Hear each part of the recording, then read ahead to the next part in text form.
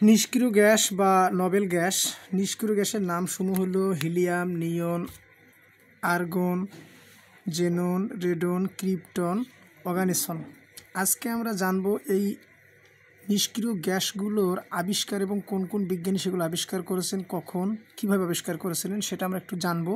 Helium 1868 সালে Pierre Johnson নামে ফরাসি একজন বিজ্ঞানী আবিষ্কার করেছিলেন।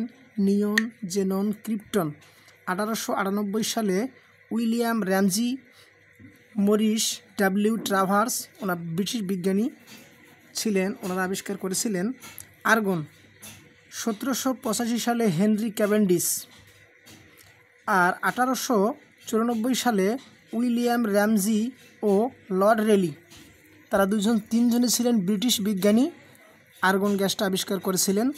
রেডন 1900 সালে ফ্রিডরিখ অর্নাস্ট ডর্ন, জার্মানি বিজ্ঞানী, উনি রেডন নিষ্ক্রিয় গ্যাসটি আবিষ্কার করেছিলেন।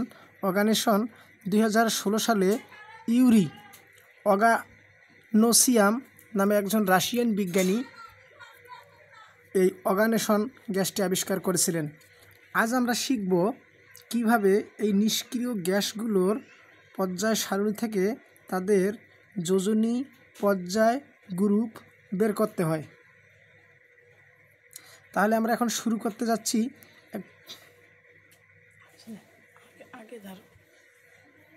বন্ধ কর।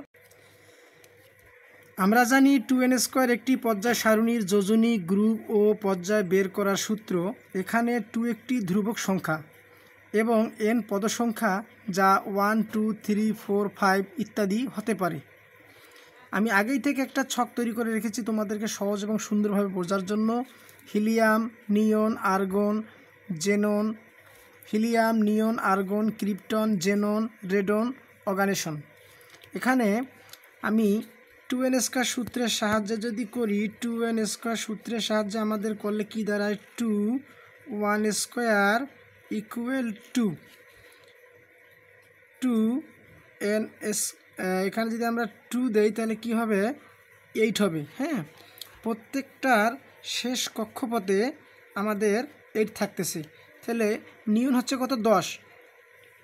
2 আর 8 কত হয়, 10। তাহলে আমাদের শেষ কক্ষপথে কত আছে, 8 আছে।